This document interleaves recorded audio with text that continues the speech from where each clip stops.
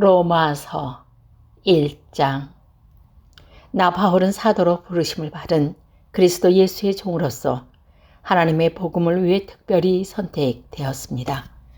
이 복음은 하나님께서 오래전에 예언자를 통해 성경에 약속하신 그리스도 예수에 대한 소식입니다. 하나님의 아들이신 이분은 인간의 족보로는 다윗의 후손으로 태어나셨습니다. 그러나 성결하게 하는 영으로 죽은 자들 가운데서 부활하심으로써 능력 있는 하나님의 아들로 선언되셨습니다. 이분이 바로 우리 주 예수 그리스도이십니다. 그분을 통해 우리는 그 은혜와 사도의 직분을 얻었습니다.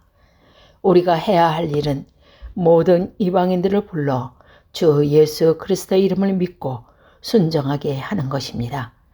여러분도 그들과 함께 부르심을 받아 예수 그리스도의 사람이 되었습니다. 하나님의 사랑을 받아 성도로 부름을 받게 된 로마에 있는 모든 분들에게 하나님 우리 아버지와 주 예수 그리스도께서 은혜와 평강을 내리시기를 바랍니다. 먼저 예수 그리스도를 통해 나의 하나님께 감사합니다. 이는 여러분의 믿음이 온 세상에 널리 알려졌기 때문입니다. 나는 하나님의 아들에 관한 복음을 전할 때마다 기도 중에 늘 여러분을 생각하고 있었습니다. 내가 전심으로 섬기는 하나님께서 나의 증인이 되십니다. 지금 나는 하나님의 뜻이라면 여러분에게 갈 수 있기를 열리기를 기도합니다. 내가 여러분을 간절히 보고 싶어 하는 까닭은 성령께서 주시는 선물을 나누어 줘 여러분을 강하게 하기 위함입니다. 이것은 여러분과 내가 각 사람의 믿음으로 서로 위로를 받고자 하는 데 있습니다. 형제 자매 여러분, 내가 여러분에게 갈 계획을 세웠으나 뜻대로 되지 못했다는 것을 아시기 바랍니다. 그것은 다른 이방인들 사이에서 믿는 자들을 얻는 것처럼 여러분 중에서도 어떤 열매를 얻고 싶었기 때문입니다. 나는 그리스인이든지 미개인이든지 지식인이든지 문맹인이든지 가리지 않고 어느 누구에게나 복음을 전할 책임이 있습니다. 그래서 로마에 있는 여러분에게도 복음을 전하기를 간절히 바라는 것입니다. 나는 복음을 부끄러워하지 않습니다. 그것은 이 복음이 유대인으로부터 시작해서 이방인들에 이르기까지 모든 믿는 사람을 구원에 이르게 하는 하나님의 능력이기 때문입니다. 하나님께서 주시는 의의 복음에 계시가 되어 있습니다. 성경에 의인은 믿음으로 인하여 살 것이다 라고 기록되어 있듯이 하나님께로부터 오는 의인은 처음부터 끝까지 믿음으로 얻을 수 있는 것입니다. 하나님의 진노가 하늘로부터 나타나서 불의한 행동으로 진리를 거슬리는 사람을 행한 모든 경건치 않은 것과 불의를 치십니다. 하나님께서는 사람들에게 하나님을 알 수 있게 하셨으므로 사람들 속에 하나님을 알 만한 것이 있다는 것은 분명합니다. 세상이 창조된 이래 하나님이 보이지 않는 성품인 그분의 영원한 능력과 신성은 그가 만드신 만물을 보고서 분명히 알 수 있게 되었습니다. 그러므로 사람들은 핑계를 댈 수 없습니다. 사람들은 하나님을 알면서도 하나님께 영광을 돌리지 않았고 하나님께 감사하지도 않았습니다.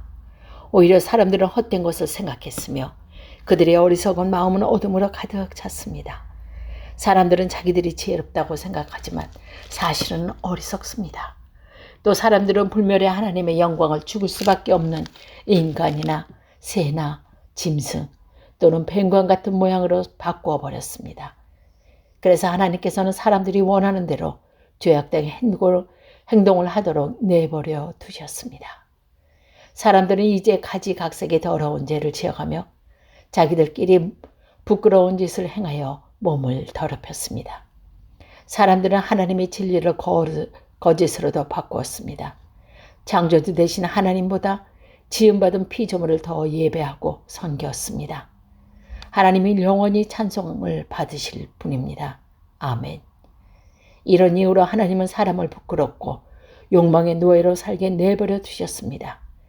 여자들은 남자들과의 자연스러운 성관계를 여자와 성관계를 갖는 것으로 바꾸었습니다. 이와 같이 남자들도 여자들과 행하는 자연스러운 성관계를 버리고 남자들끼리 정욕에 불타 남자가 남자와 부끄러운 짓을 했습니다. 그래서 스스로 그 잘못에 합당한 벌을 받습니다. 사람들이 하나님을 아는 것을 하찮게 여겼으므로 하나님께서는 사람들이 타락한 생각에 빠지게 하시고 사람들이 해서는 안 될 일을 하게 내버려 두셨습니다. 그들은 온갖 불의와 악행과 탐욕과 악독으로 가득 찬 사람들입니다. 또한 시기와 살인과 다툼과 속임과 정의로 가득 찼으며 남에 대해 말하기를 좋아하고 남들을 비방하고 하나님을 미워하며 거만하고 건방치며 뽐내기를 잘합니다. 그들은 악한 일을 계획하고 부모님께 순종하지 않습니다. 그들은 양심이 없으며 약속을 지키지 않으며 친절하지도 않고 동정심도 없습니다. 사람들은 그런 일을 행하는 사람을 주고 마땅하다는 하나님의 의로운 법을 알면서도 자신들만 그런 악한 행동을 계획하는 것이 아니라 그런 행동을 저지르는 다른 사람들까지 잘한다고 두둔합니다. 2장. 그러므로 다른 사람을 판단하는 사람도 변명할 수 없게 되었습니다. 다른 사람을 판단하는 사람은 자신도 똑같은 행동을 하고 있으므로 자기 자신을 판단한 셈입니다. 이런 일을 행하는 사람들에게 하나님께서 어려운 심판을 내리시려는 것은 우리는 알고 있습니다. 악한 일을 행하는 사람들을 판단하면 저도 실은 자신도 똑같은 일을 하고 있다는 사람에게 한마디 하겠습니다. 그대가 혹시라도 하나님의 심판을 피할 수 있다고 생각하십니까? 그렇지 않다면 하나님의 자비로우심이 여러분을 회개로 이끄신다는 것을 깨닫지 못하고 그분의 자비로우심과 넓으신 아량과 오래 참으심의 풍성함을 멸시하는 것입니까? 어리석게도 이런 사람은 완고하고 회개하지 않음으로 말미암아 하나님의 의로우신 심판이 나타나는 날에 받은 진노를 스스로 쌓고 있습니다. 하나님께서는 각 사람이 행한 그대로 갚아주실 것입니다. 인내로서 선한 일을 행하며 영광과 존귀와 영광을 구하는 사람들에게 하나님께서 영생을 주실 것입니다. 그러나 이기적인 욕심을 가득하여 진리를 거스리고 옳지 않는 것을 따르는 사람에게는 하나님께서 진노와 화를 내리실 겁니다. 악한 일을 행하는 모든 사람들에게 환난과 고통이 있을 것입니다. 유대인으로부터 시작해서 이방인들에 이르기까지 그럴 만한 것입니다. 그러나 선한 일을 행하는 모든 사람에게는 영광과 존귀와 평강이 있을 것입니다. 유대인들로부터 시작해서 이방인들에게 이르기까지 그러할 것입니다. 그것은 하나님께서 모든 사람을 차별하지 않으시기 때문입니다. 율법을 모르는 사람들이 죄를 지으면 율법과 상관없이 망할 것이요. 율법을 아는 사람들이 죄를 지으면 율법에 따라 심판을 받을 것입니다. 그것은 하나님 앞에서는 율법을 듣는 사람이 의로운 사람이 아니라 오직 율법을 행하는 사람이라야 의롭다고 인정받기 때문입니다. 이런 까닭에 율법을 가지지 않는 이방인들을 본성에 따라 율법이 요구하는 대로 행하였다면 그 사람은 율법을 가지고 있지 않지만 자신이 자기에게 율법이 되는 것입니다. 이런 사람들은 율법이 요구하는 것이 그들 마음속에 새겨져 있는 것을 보여주며 그들의 양심이 그것을 증언하고 그들의 생각이 그들의 잘못을 고소하기도 하며 그들 자신을 변명하기도 합니다. 이 모든 일은 내가 전파한 복음대로 하나님께서 예수 그리스도를 통해 사람들의 비밀스러운 삶은 심판하실 때 일어날 것입니다. 자신을 유대인이라고 부르는 여러분은 어떠하십니까? 여러분은 모세의 율법을 의지하며 하나님과 사귄다고 자랑합니다. 여러분은 하나님의 뜻이 무엇인지도 알며 율법을 배웠기 때문에 무엇이 옳은지도 분별할 수 있습니다. 여러분은 스스로가 안 못 보는 사람의 인도자여 어둠 속에 있는 사람의 빛이라고 확신하고 있습니다. 또 율법에서 지식과 진리의 근본을 터득했다고 하면서 여러분의 자신을 어리석은 사람의 교사여 어린아이의 선생이라고 생각합니다. 그러는 여러분이 다른 사람을 가르치면서 왜 여러분 자신은 가르치지 않습니까? 다른 사람들에게는 도둑질하지 말라고 설교하면서 여러분 자신은 왜 도둑질합니까? 간음하지 말라고 말하면서 여러분은 왜 간음을 행합니까? 우상을 미워하면서 여러분은 왜 신전에 있는 물건을 훔칩니까? 율법이 있다고 자랑하면서도 그 율법이 지키지 않음으로써 하나님을 욕되게 하는 까닭은 또 무엇입니까? 너희 때문에 하나님의 이름이 이방인들 사이에서 욕을 먹고 있다고 성경에 기록된 말씀과 어쩌면 그렇게 똑같습니까? 여러분이 율법을 지키면 여러분이 받은 할례는 가치가 있게 되는 것이지만 율법을 지키지 않으면 여러분은 할례를 받지 않는 사람처럼 되고 맙니다. 반대로 할례를 받지 않는 이방인이 율법에 명하는 내용을 지키면 하나님께서는 그 사람은 할례를 받은 사람으로 여기지 않겠습니까? 할례는 받지 않았어도 율법을 지키는 사람이 할례를 받았으나 율법을 어기는 여러분을 오히려 율법의 파괴자라고 판단할 것입니다. 그러므로 겉모습만 유대인인 사람은 진정한 의미에서 유대인이 아닙니다. 그리고 몸에만 행하진 할례는 진정한 의미에서 할례가 아닙니다. 마음으로는 유대인인 사람의 진정한 의미에서 유대인입니다. 그리고 율법이 아니라 성령에 따라 마음에 받는 할례가 진정한 의미의 할례입니다. 그런 사람은 사람이 아니라 하나님께로부터 칭찬을 받습니다. 그렇다면 유대인이 이방인보다 더 나은 것이 무엇이 있겠습니까? 3장. 또 할례의 가치는 무엇이겠습니까? 모든 면에서 많이 있습니다. 첫째로 중요한 것은 유대인들이 하나님의 말씀을 맡았다는 사실입니다. 그런데 만일 유대인 중에 하나님을 믿지 않는 사람이 있다면 어떻겠습니까? 이 사람들이 믿지 않는다고 해서 하나님의 신실함이 무효가 되겠습니까? 절대로 그렇지 않습니다. 설령 모든 사람이 거짓말쟁이라 하더라도 하나님은 참되십니다. 성경에는 이렇게 기록되어 있습니다.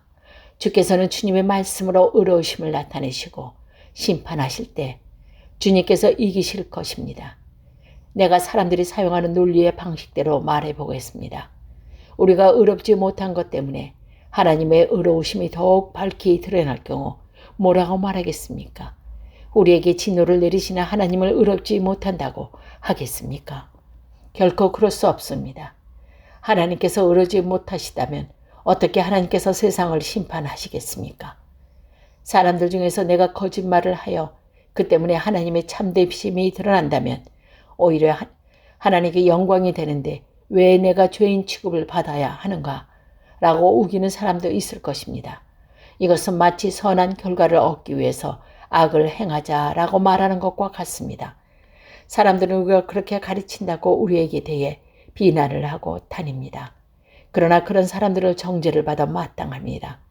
그렇다면 과연 우리 유대인들에게 이방인들보다 나은 것이 있습니까?